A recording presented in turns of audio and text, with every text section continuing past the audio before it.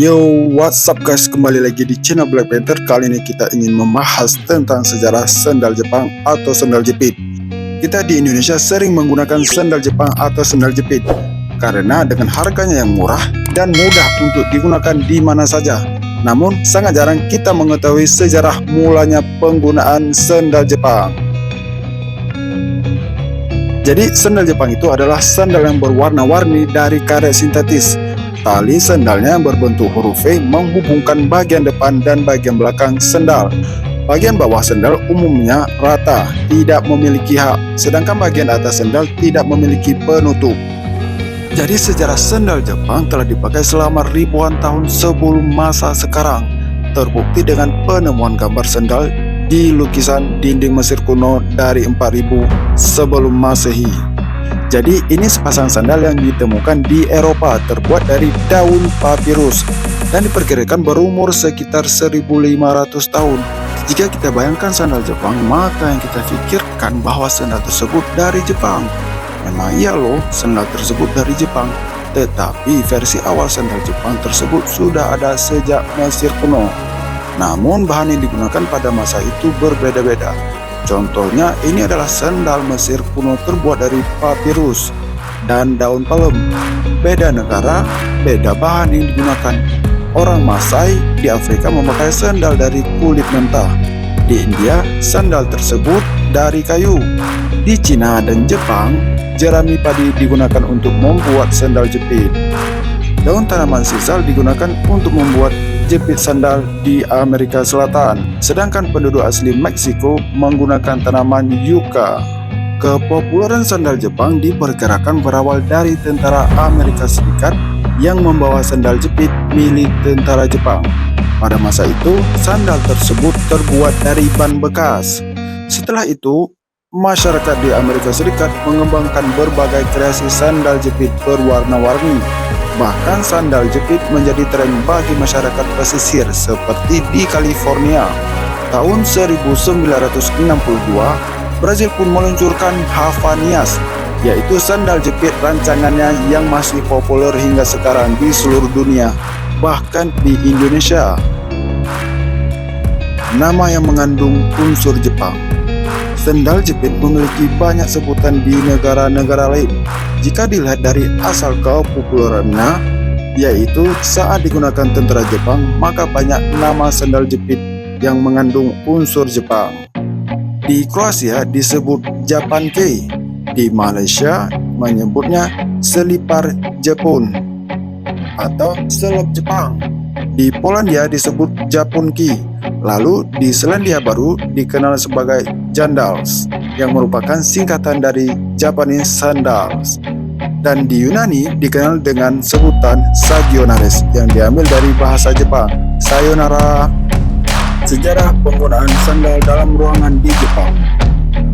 Tamu ryokan atau tamu penginapan tradisional di Jepang umumnya diminta untuk melepaskan sepatu mereka. Setelah meletakkannya di lemari sepatu atau lantai, para tamu akan menggunakan sandal khusus untuk di dalam ruangan. Bahkan ada juga sandal khusus untuk digunakan di toilet. Di hotel bergaya barat, biasanya tamu dapat memasuki kamar dengan menggunakan sepatu, tetapi sandal juga tersedia. Nah, sekarang yang jadi pertanyaan, kenapa orang Jepang menggunakan sandal dalam ruangan? Jadi, dahulu orang Jepang menutupi diri dari orang dan budaya asing selama lebih dari 2 abad. Namun sesaat setelah dibentuknya perjanjian dengan Amerika Serikat tahun 1854, Jepang kedatangan banyak pengunjung dari barat. Orang Jepang terbiasa melepaskan sandal, zori atau geta sebelum masuk ke dalam ruangan. Namun sebagian besar pendatang dari barat tidak melakukannya. Hal ini dikarenakan hanya ada sedikit hotel bergaya barat pada saat itu. Para pelancong menginap di penginapan dan kuil bergaya Jepang. Masalah timbul karena mereka masuk dengan sepatu yang masih terpasang, mengakibatkan kerusakan pada tatami. Penduduk asing di Yokohama lalu memesan sandal pertama Jepang dari pengrajin Tokyo Tokuna Reisaboru. Meskipun sandal tersebut sebenarnya dipakai di atas sepatu, seperti sandal yang digunakan saat ini. Bentuknya terbuka di bagian tumit dan bagian kiri dan kanan memiliki bentuk yang identik. Dari sekitar tahun 1950-an, ketika kehidupan orang Jepang menjadi lebih keras beradaptasi dengan Barat, ruang makan dengan lantai kayu menjadi lebih umum dan para produsen mendorong penggunaan sandal di dalam ruangan. Di Jepang, sepatu dilepas di pintu masuk onsen maupun sento, yaitu pemandian umum, kuil dan restoran yang pengunjungnya duduk di lantai. Jadi, tidak aneh kalau para pebisnis bernegosiasi dengan setelan jas dan sandal. Melepas sandal menjaga kebersihan ruangan.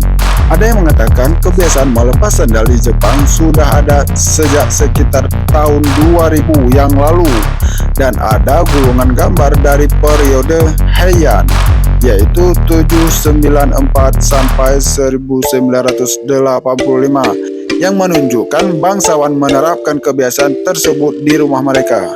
Karena musim panas di Jepang lembab dan panas, lantai rumah tradisional agak dinaikkan sedikit dari tanah atau mencegah kelembapan dan memungkinkan angin sejuk lewat di bawahnya.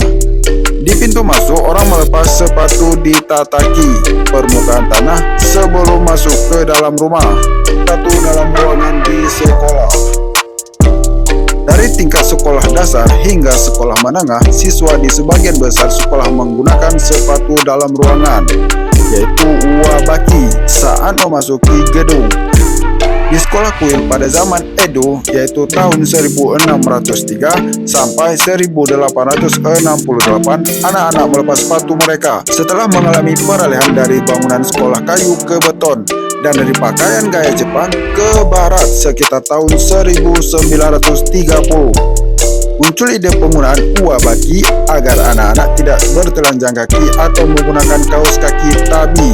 Desain uwabaki yang populer saat ini mirip dengan sepatu balet, diperkenalkan pada akhir 1950-an. Namun, ada juga sekolah yang menggunakan sepatu kets sebagai uwabaki.